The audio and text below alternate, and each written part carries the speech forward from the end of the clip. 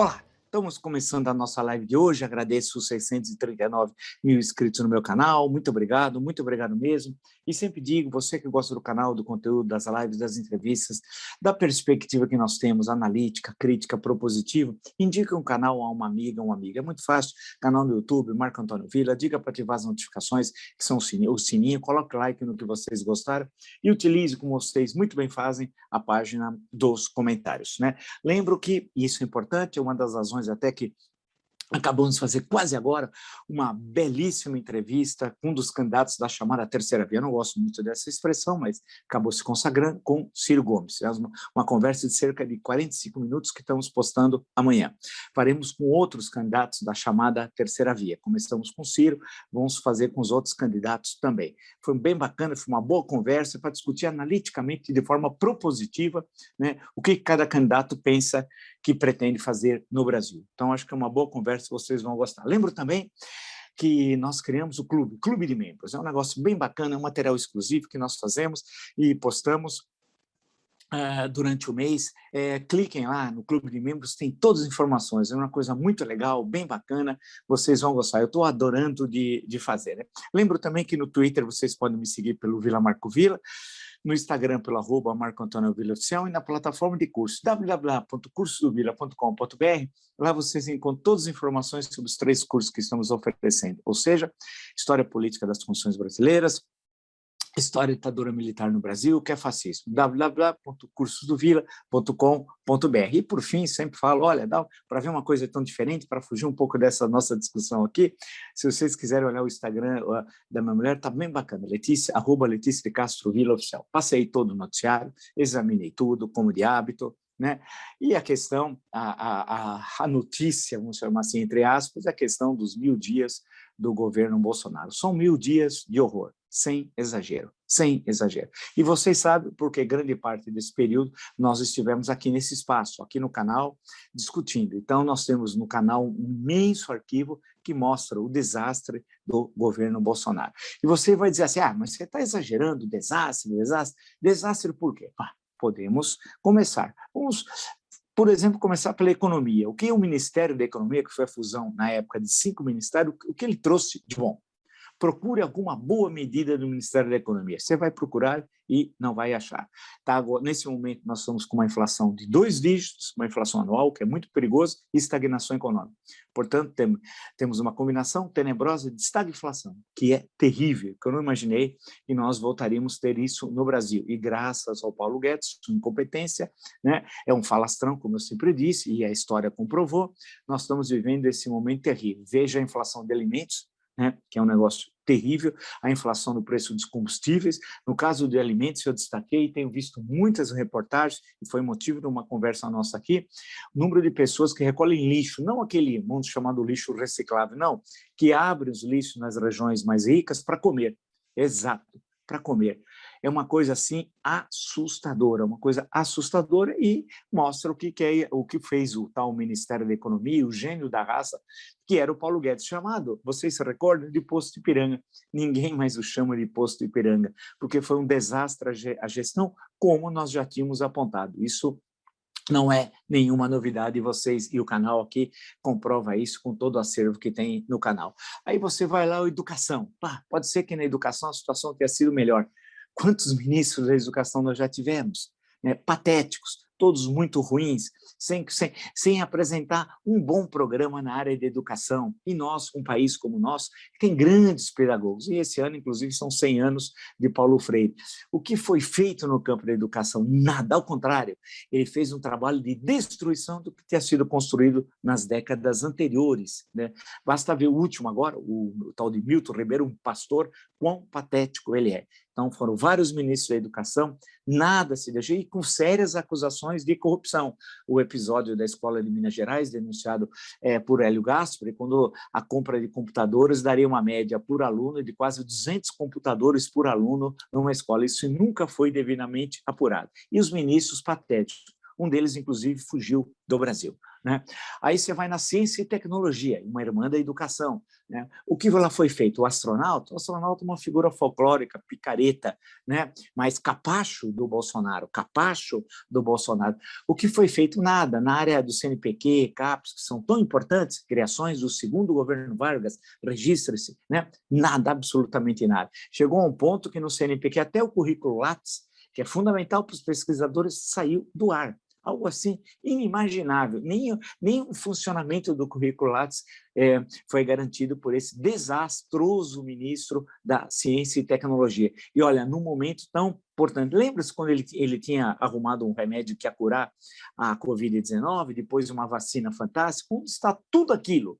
Lembra? Ele chegou a fazer uma apresentação, falou, sumiu. Ninguém sabe, ninguém viu. Aí você vai falar, mas no campo da cultura, estou fazendo, ministérios são relativamente irmãos, né? Educação, ciência, tecnologia, cultura.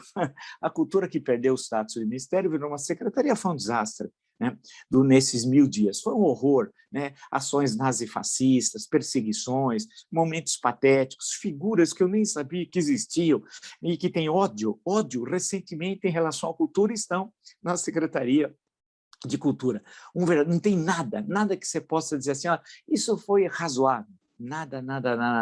Aí você sai dali, você tenta falar, não, vamos percorrer a parte de direitos humanos sob a responsabilidade da Maris Alves. Idem, o que você tem a comemorar naquilo?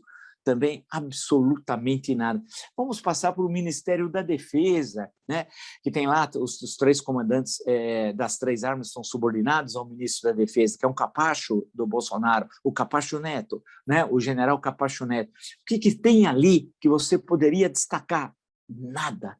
Zero, né? Ao contrário, o Ministério da Defesa, especialmente que esse último titular, fez tudo para criar a instabilidade política, né? E o próprio Exército e as 3 forças, mas em especial o Exército, demonstrou isso. E a pergunta até que fica é: Exército para quê? Né? Eu já escrevi, já falei aqui, né? Qual é o papel do Exército enquanto uma força vinculada à segurança nacional? Ao contrário, o Exército notabilizou, especialmente o Exército, nesses 1000 dias, para quê? Olha, para ocupar o aparelho de Estado, se locupletar.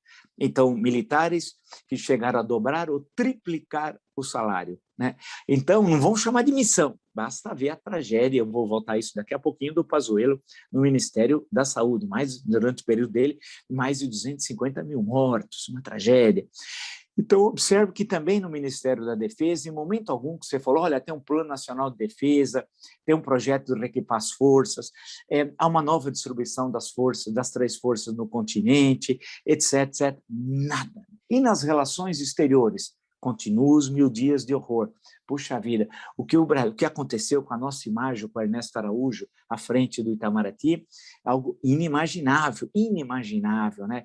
O patético, o Brasil isolado nos fóruns internacionais, absolutamente isolado, ninguém querendo saber do Brasil, né? O Ernesto Araújo, e ele teve, inclusive, com orgulho, dito, olha, nós somos um Estado pária, ele gostou de ser pária, ou seja, ninguém quer falar conosco, basta ver a tragédia agora recente de Jair Bolsonaro quando foi à ONU. Então, o que há para comemorar nos 1000 dias no Itamaraty? Não, a não ser uma perseguição, né, dos bons diplomatas, daqueles que têm carreiras de Estado, que são pessoas sérias, que dedicam a sua vida ao Itamaraty. Esses foram perseguidos pelos nazifascistas bolsonaristas e eles colocaram como assessores gente da pior espécie, uma caterva que transformou a Fundação Alexandre de Gusmão, tão importante para o Itamaraty, com publicações, e eu tenho publicações importantíssimas, num instrumento como se fosse um instituto para catequizar os diplomatas do nazifascismo bolsonarista. Alguma coisa a comemorar lá no Itamaraty nesses 1000 dias?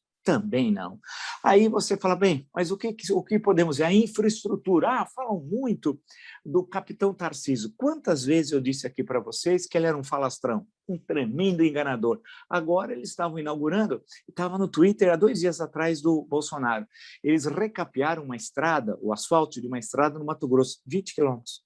20 quilômetros. E exatamente, nem o prefeito colocaria no Twitter recapeamento de 20 quilômetros, mas o Bolsonaro colocou como grande êxito da sua gestão. E ele sempre diz que asfalto é com o Tarcísio, que é um tremendo picareta participante daquelas lives que são patéticas, que são ridículas e que violam claramente a legislação. Então, na infraestrutura também. E na agricultura, tem a Tereza Boi Bombeiro Cristina, a grande Tereza Boi Bombeiro, né? Que é aquela que disse, pegou fogo no Pantanal, se o Pantanal tivesse sido devastado, não pegaria fogo. Pô, é um gênio da raça, uma grande senhora, uma especialista, é dito, puxa, ela é fantástica, tal. Essa é a Tereza Boi Bombeiro, que participou das lives, coonestando, porque se você discorda do que está sendo dito, aquelas barbaridades que ele disse, o Bolsonaro, ela poderia ter a dignidade, a honra, o caráter, dizer, para aí, presidente, eu não concordo com isso, não. Todos bovinamente fazem assim. E ela, numa dessas lives sobre vacina, ela bovinamente, a Tereza Boi Bombeiro Cristina, ficou concordando com o genocida Bolsonaro. Ninguém vai esquecer isso. E hoje, com as redes sociais, com todo esse instrumento de arquivo, vai ser inesquecível, daqui 20, 30 anos, um brasileiro e uma brasileira assistirem e ver a ministra da Agricultura, Tereza Boi Bombeiro, Cristina, bovinamente concordando com o Bolsonaro. Aí você fala assim, e a saúde? Bem, aí é trágico, aí é trágico. Aí nós temos 600 mil mortos, 600 mil. Começou com o ministro Mandetta, nós acompanhamos, inclusive entrevistado no nosso canal aqui, tem um livro dele, um paciente chamado Brasil, que eu estou no livro, vale lembrar, em 2 momentos, né? Tentou fazer alguma coisa no início, mas o Bolsonaro não deixava. Aí veio sua substituição por Nelson Teich, que não chegou a completar 30 dias. Acabou saindo. E aí veio o Pazuello. Aí foi um desastre. E o Brasil assistiu bovinamente o desastre. Vocês não vão gostar, mas eu falo. O Brasil assistiu bovinamente o desastre. Aí você vai dizer assim, e tem razão se você dizer assim, parte da razão. Mas tinha pandemia, é verdade, mas tudo isso não explica o ar bovino que os brasileiros e brasileiras assistiram à morte de milhares de brasileiros. Não houve uma invasão, não houve um bombardeio, um ataque de Hiroshima. Aqui, com 600 mil, dá aproximadamente 4 vezes o número de mortes do bombardeio de Hiroshima. Só para vocês entenderem o significado disso, desses 1000 dias de horror de um genocida na presidência da República, e tendo um general de 3 estrelas de divisão, que era considerado um gênio da logística. Vocês veem como se constrói as reputações do Brasil. Era um gênio, era gênio coisa alguma, era um incapaz. Não conseguia, ao invés de mandar uma carga para Manaus, mandava para Macapá. Né? Afinal, as duas começam por M, as duas capitais. É assim. Tem algo de comemorar na saúde? Algo de comemorar que o Ministério tenha feito alguma coisa? Pelo contrário, o Ministério conspirou contra as vacinas, conspirou contra o isolamento, conspirou contra o isolamento social, conspirou contra a utilização de máscaras. Basta ver agora o último ministro que está lá, pago por nós, está lá, confinado lá nos Estados Unidos, o grande Queiroga, que acho que vai ser o símbolo eleitoral, diz que ele quer ser governador na Paraíba, acho que vai ser o símbolo eleitoral dele. Ele está tranquilo, ele vai voltar, ninguém vai falar mais nada. Se vocês vão ver, é incrível, nós perdemos a capacidade de indignação. Nós estamos indo para o matadouro, que é 2022, a Guerra Civil. Nós estamos assistindo isso. E o que aconteceu em 7 de setembro é brincadeira, caminhando para aquela tragédia. Mas nesses 1000 dias, na área de comunicações, recriaram até o Ministério para entregar um sujeito patético. Um tal de Faria. Esse indivíduo, esse elemento, esse homem perigoso, a ordem pública, ele, quando era deputado, uma vez pagou passagem com dinheiro da Câmara dos Deputados, que é o seu dinheiro, o meu, nosso, com a verba parlamentar, viagem da namorada e da sogra, que não foi sogra depois. Esse cidadão pagou com dinheiro na Câmara. É um bobo. Disseram que quando ele chegou ao governo, aí ia melhorar a comunicação, ele ia controlar o Bolsonaro, porque as polianas de plantão sempre falam isso. Não aconteceu nada disso. Pelo contrário, né? Continuou o Bolsonaro agindo de mesma forma. Basta ver, não custa recordar, falei um minuto atrás, os episódios de 7 de setembro. Mas aí apareceu esse cidadão, e pelo contrário, o que nós vimos na área de comunicações é a questão do 5G, vamos ver como vai se resolver. Isso é uma questão fundamental para o futuro do país. Vamos ver como essa questão vai ser resolvida, porque isso é grave, muito grave. E os canais, rádios e TVs, que são concessões públicas, né? Ele que tem interesse direto, porque ele é casado com uma senhora cujo pai é concessionário, não é dono, porque ninguém é dono do rádio e de TV, é concessionário. né? Portanto, ele não poderia estar no ministério, porque há um conflito de interesses, não é verdade? Porém, aqui no Brasil, nessa área em especial, concessões de rádio e TV é um escândalo. Inclusive, eles vendem concessão. Ninguém pode vender algo que não é seu. A concessão é do Estado.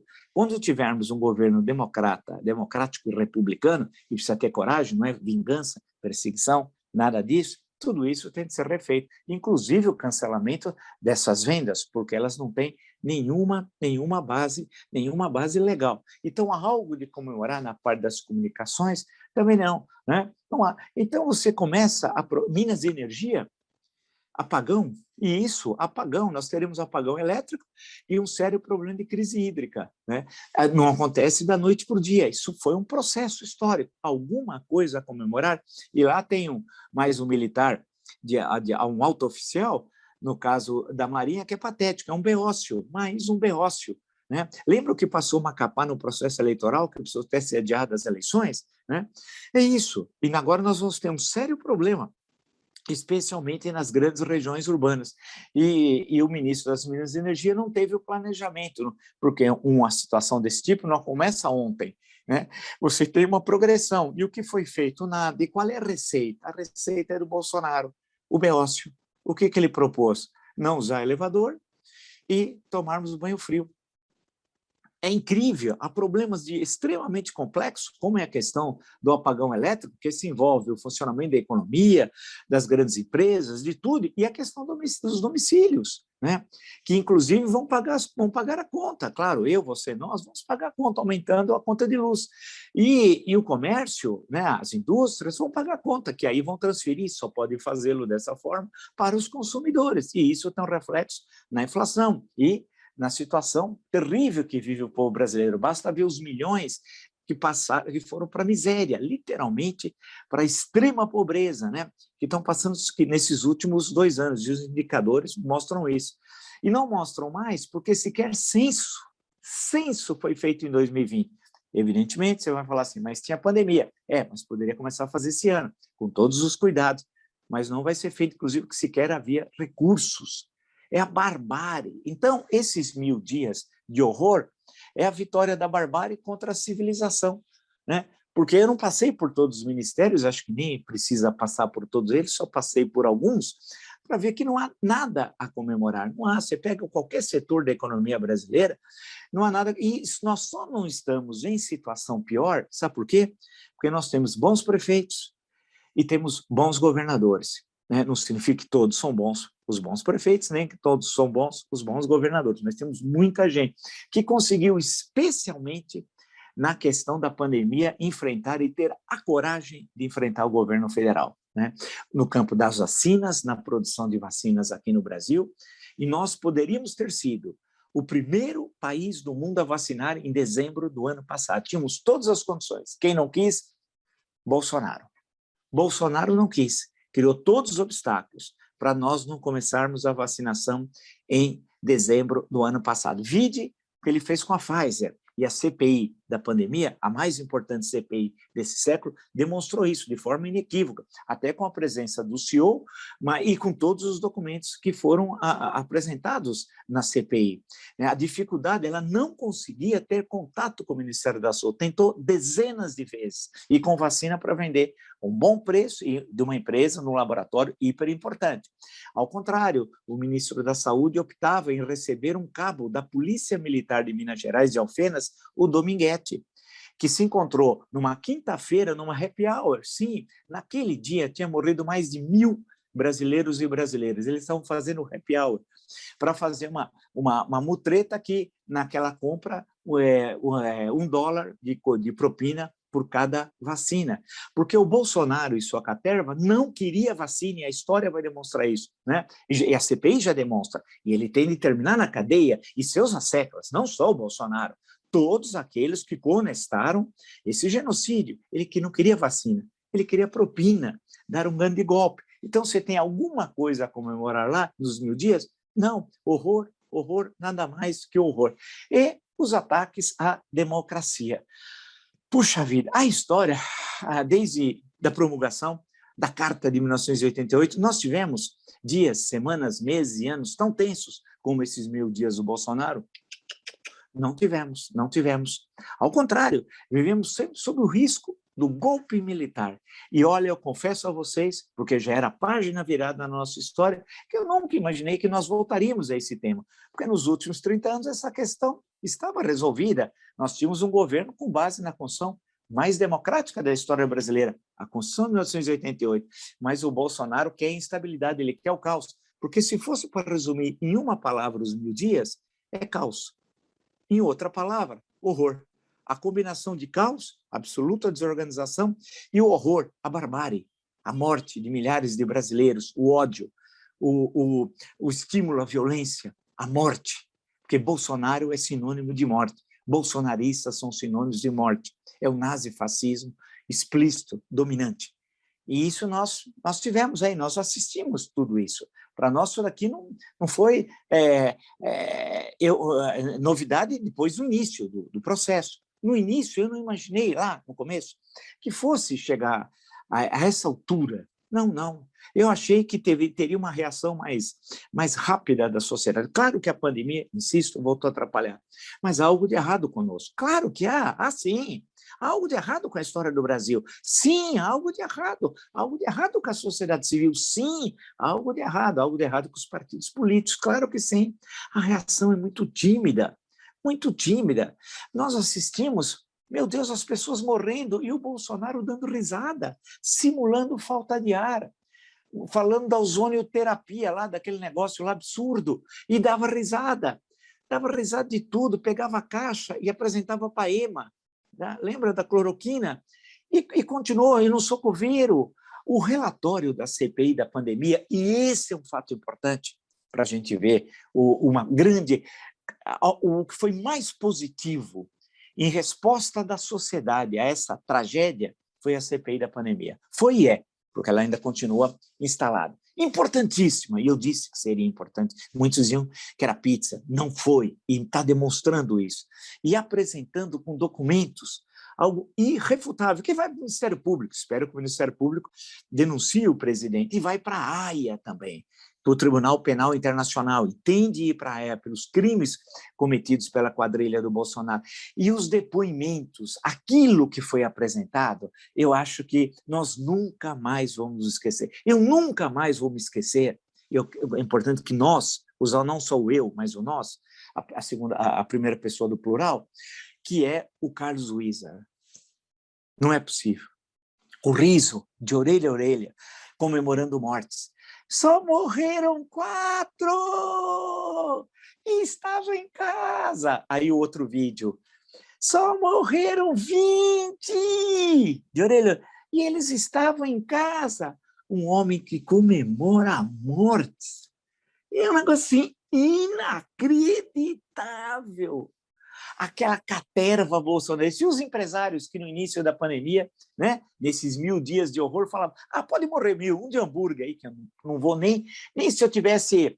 A última coisa que pudesse comer na vida fosse um hambúrguer desse indivíduo. Eu nunca vou, não piso em negócios de bolsonaristas nazifascistas, que desprezaram os brasileiros. Né? Esse daí dizia, pode morrer 5.000 e daí? Falava. Assim como o Bolsonaro depois falava, e daí? Um dia as pessoas morrem. Voltou esse assunto agora, nesses dias. Voltou essa questão.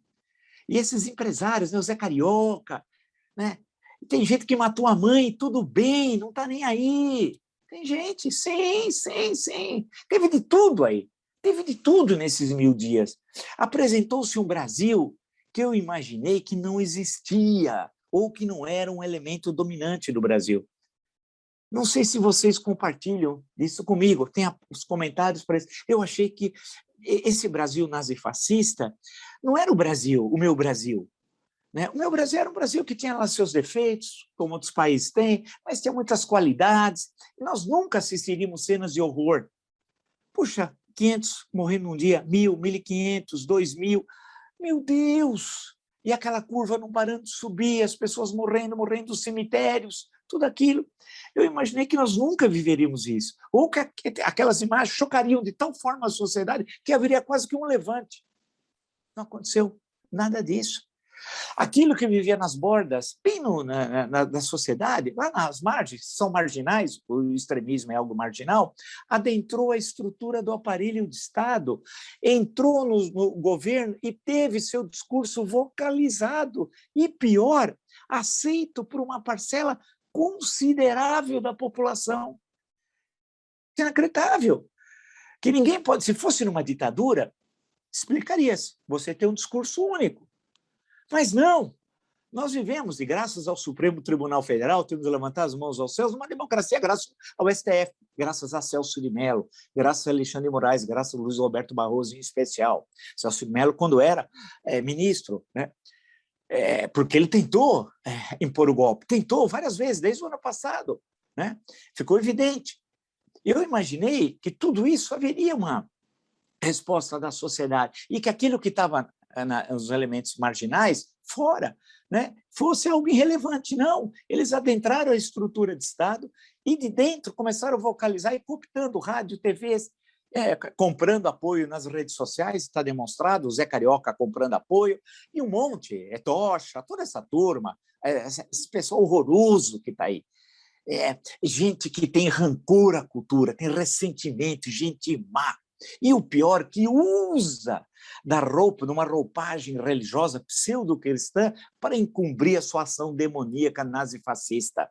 Né? Claro que quando a gente fala em empresário, é uma fatia muito pequena do empresariado, mas estava aí, estava aí. E a reação mesmo do grande empresariado, sério, aquele compromissado, voltado às exportações, por exemplo, né? A reação é muito tímida, frente à tragédia. E o Bolsonaro começou a circular para o país com as motocicletas, que faz parte desses 1000 dias de horror. E as pessoas morrendo. E ele em horário de serviço, passeando, dando risada, fomentando aglomerações, né? Não usando máscara, atacando as vacinas. Continua o filho, o Dudu Bananinha, traidor da pátria, que não mora em São Paulo, falsificou o registro que morava aqui. E mais de 1.600.000 paulistanos votaram nele, paulistas, melhor dizendo, que estão ao menos com o título aqui. Porque todo mundo em São Paulo, eu sou de São Paulo, quando gosta de falar de eleitorado daquele tipo, cita sempre exemplos bem longe daqui. Não, é aqui, o Bananinha teve aqui, nem nunca morou aqui, dá papo furado, enganou, tal, falsificou, e ficou elas por elas, e continua na boa, querendo, inclusive, trazer o jogo para cá, que ele quer trazer o crime organizado para cá, o tráfico de drogas, prostituição, violência, lavagem de dinheiro. O sonho da quadrilha Bolsonaro é instituir os cassinos aqui, né? É crime, porque eles são do crime. E a sociedade, ao ver as rachadinhas, não se revoltou. Faz parte dos 1000 dias. Ninguém foi aparecendo o caso rachadinhas, foi mostrando, apareceu a segunda mulher, né? A segunda mulher e aquele o babá do quarto filho. Aquilo é bombástico o que ele falou. Em outras épocas, o governo caía. Eu fiquei horrorizado, mas eu acho que eu estou fora, eu acho que eu estou aqui, mas a minha cabeça está 40, 50 anos atrás. A minha visão de mundo, acho que não é de 2021, é de 1961, eu estou errado. Acho que eu vivo na época errada. Né? Porque é inacreditável. O babá, o tal de Marcelo, contando tudo aquilo. Vejam lá no Guilherme Amado, né, do Metrópolis. Aí você vê tudo aquilo, você fala, meu Deus, é uma quadrilha tudo aquilo. Com quem eles se relacionavam? A quadrilha Bolsonaro. Gente, matadores de aluguel, por isso que ele faz assim. Porque ele deve ter financiado também muitos, mas ele era sócio do escritório do crime. E a sociedade recebeu aquilo normalmente. O andar de cima, os rastaqueras, que é uma fatia diminuta, insisto, que o meu conceito é elite rastaquera, acharam isso tudo normal. Tudo normal. Os padrões morais do Brasil. Né? O Bolsonaro rebaixou a presidência da República à sua altura moral. E foi rebaixando. Aquela palhaçada da pizza, tem uns bobos, desculpe dizer isso, não tem nada acadêmico, mas uns bobos que diz que aquilo é uma estratégia dele. Não, ele é aquilo. Aí vem o bobo, pseudo-cientista, o bobão, fala assim, não, ele quer mostrar, é tudo uma estratégia para ele mostrar que ele é simples. Não, não é isso, ele é marginal, é outra coisa, meu caro. Não tem comparação com o populismo dos anos 45, 64. Estude, porque ali você tinha uns personagens, Eu não estou comparando o Bolsonaro ao Jânio, mas vamos pegar o Jânio, que tinha a história das caspas, do sanduíche de mortadela, né? Aquela história. Ou Adhemar de Barros, com aquelas falas. Mas aquilo lá eram personas, não é o caso do Bolsonaro. O Adhemar fez pós-graduação na França e na Alemanha, era médico. O Jânio, com todos os defeitos, eu estou falando do Jânio até 61, hein? Sempre digo. Para o Jânio, tinha sido um parlamentar importante, um prefeito importante, um governador excelente de São Paulo. Poxa vida, não tinha formação jurídica, dominava a língua, né? Conhecia história, tinha formação clássica, construiu aquela persona, assim como o Adhemar. Não tem nada a ver com a figura de Bolsonaro, portanto, não sejam tão tontos, tão medíocres, né? Porque, no fim, você racionaliza a marginalidade. Você dá a entender que aquilo é tudo uma representação, não é. Comer o pão com leite condensado na prancha de surf, ficar com aquela caterva, aquela malta que o cerca, aqueles cangaceiros, não é representação, é o Bolsonaro, meu caro. Então, quando ele vai comer a pizza ali, humilhando o Brasil em Nova York, com o ministro do turismo com a cueca para fora, isso daí é marginalidade, meu caro. Isso não é se fazer de simples, não. Entenda um pouco, né? Não queira racionalizar e, no fundo, apoiar implicitamente, porque você está justificando a figura, dando um ar que é uma persona para parecer que é simples. Não, ele é aquilo, e ele é pior do que aquilo. Ele é assassino, ele manda matar gente. O caso Marielle até hoje não foi resolvido, e por quê? Do vizinho dele, Rony Lessa, em frente, a 7 metros. Né? Contudo, porque eles contratam a primeira mulher do Adriano, do ex-capitão, a mãe. Porque eles vão procurar depois a mãe do Adriano para esconder o Queiroz. Tudo isso. Em outras épocas, isso acabava. Veja o que aconteceu no episódio 24 de agosto, e na chamada, entre aspas, hoje eu não vou falar, um dia eu falo, República do Galeão, né? Com a questão do Gregório. Né? E ali, no que deu? Agora, isso daqui, o Gregório não é nada. Esse é um problema de padrão nosso. Isso não tem nada a ver com não sei o quê, com redes sociais. Não! Algo aconteceu conosco. E eu não tenho resposta. As grandes explicações do Brasil não respondem para mim. Se eu for ler o Gilberto Freire, não vou encontrar resposta nem no Sérgio Barco de Holanda, nem no Caio Prado, nem no Raimundo Faora. E creio, antropólogo mais recente, no Roberto da Mata, a leitura que ele tem, eu estou até aqui com Carnavais, Malandros e Heróis, mas eu não sei se, ou tenho quase certeza, que esse Brasil, brilhantemente relatado por ele aqui, e esse brasileiro, não é mais o Brasil e o brasileiro da terceira década do século XXI. Não é. Nós estamos vivendo uma outra realidade muito mais complexa, e que gerou essa barbárie, esses 1000 dias de horror. Aqui, esse tipo de encontro é isso. A gente tem que pensar para ter boas respostas e para encontrar os caminhos. Nós precisamos sair disso tudo. E esse é o intuito aqui desse canal. Não tem visão poliana, também nem visão que o mundo acabou. Nem uma coisa, nem outra. Inclusive, a relação binária, em termos analíticos, é um horror. Aqui ela não passa. Né?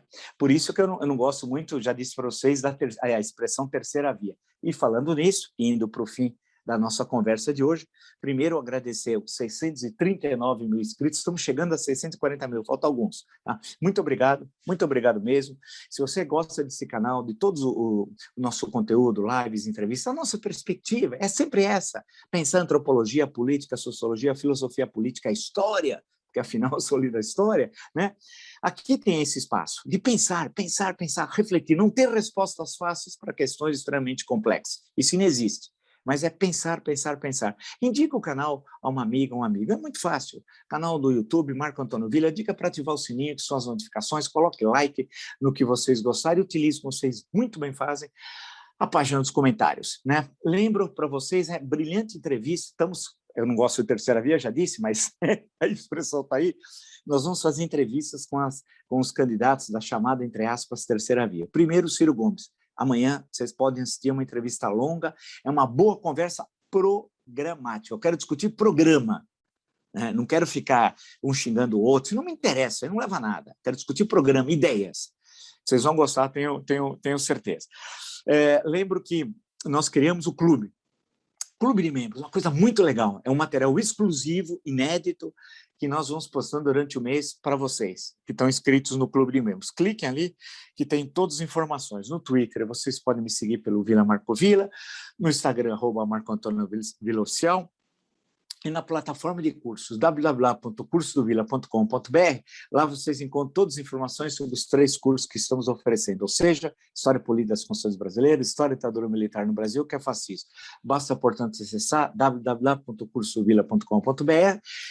E lembro, por fim, que é muito legal o Instagram da minha mulher, se vocês vão gostar, @Letícia de Castro Vila Oficial. Nos encontramos amanhã. Até!